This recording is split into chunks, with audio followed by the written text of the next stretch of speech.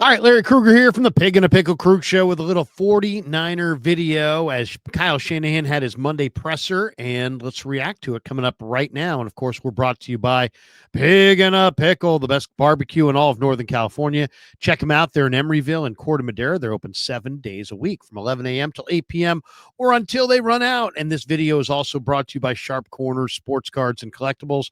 They're at 205 Cypress Avenue in Pacific Grove, California on the Monterey Peninsula. Call my friend Anthony Catania at 831-521-5264. All right, let's talk a little bit about what Kyle Shanahan said today. Of course, the Niners lose to the Seahawks yesterday, and Shanahan always starts his Monday presser updating us on the injury front. Jacob Cowing is in the concussion protocol. He took a knee to the head, so he got concussed yesterday, and he's in the protocol. So we'll see how he emerges later this week. Tatum Bethune's got an MCL sprain. Sounds like he'll be out a while. Nick Bosa has both a hip and an oblique strain, but he may play on Sunday. Brock Purdy's got some right shoulder soreness. Dre Greenlaw, no update yet. He remains on the PUP. Shanahan said that he hopes to see Greenlaw back at practice maybe as soon as next week. Mooney Ward has rejoined the team and likely will play this weekend against the Packers at Lambeau Field. All right. Kyle was asked a series of questions today. The first question he kind of pushed back on. The question was, does the team still have the same enthusiasm, the same confidence, the same resolve to get it done, because they're sitting here with 5 wins and 5 losses after 10 games. And Kyle seemed put off by that question. He asked for the question to be restated. And then he said, I still don't really understand your question. Are you saying, does the team still play hard and try to get after it and this and that? And it's like, It is kind of, I don't think it was meant this way, but it is kind of an insulting question. It's like the team's 5-5. Your job as the coach partly is to motivate them and to give them confidence and to give them enthusiasm and to make them make the players feel the importance of the moment.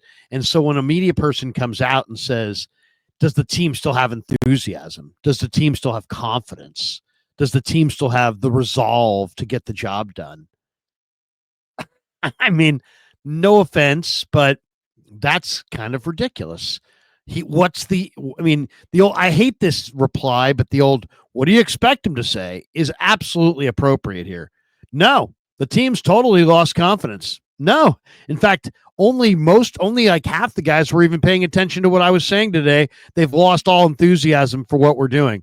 No, we have no resolve. We've kind of just decided that we're all going to give up. I mean, So, that question it's like some questions don't need to be asked. That's kind of one of them right there. Kyle was asked about George Kittle, and he said that Kittle's feeling good and that he should practice on Wednesday. Kittle has got a bunch of different maladies, but I think a hamstring is one of them. But Kyle expects Kittle to be at practice on Wednesday.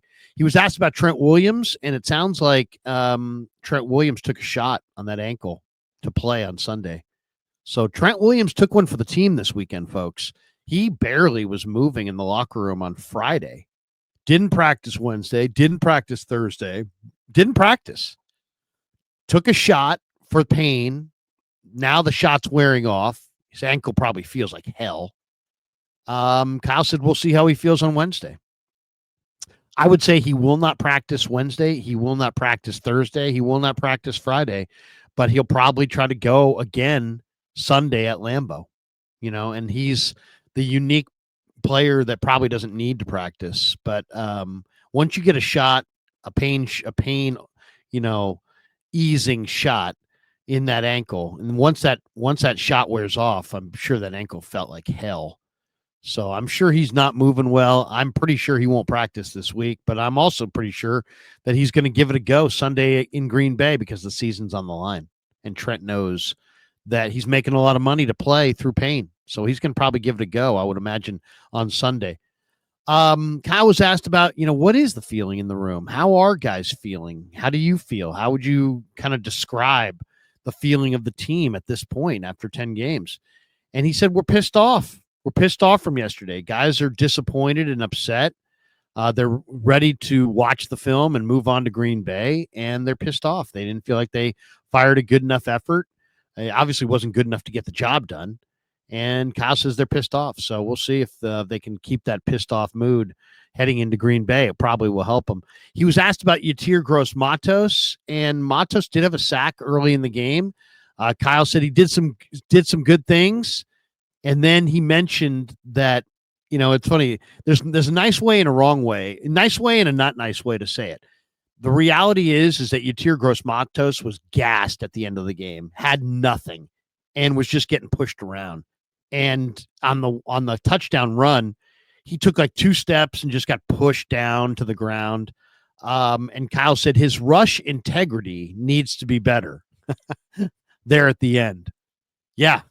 He absolutely gave Geno a lane. He took it, and the Niners lost the game. Yatir Gross-Matos lost contain on 2 plays. He had nothing. He had absolutely no juice at the end. Couldn't come off blocks, was grabbing his shorts, was terribly winded. He just wasn't ready to play those snaps at the end. But that's what Kyle said. His rush integrity needs to be better. But yeah, there's no doubt. Yatir Gross-Matos did some good things, but he lost contain when it counted. Kyle was asked about the penalties. 9 penalties, 7 on the offense. 5 of the 7 were on the offensive line. And Kyle said, yeah, it was absolutely a huge factor. Huge factor. He was asked about Christian McCaffrey and said that McCaffrey did a good job.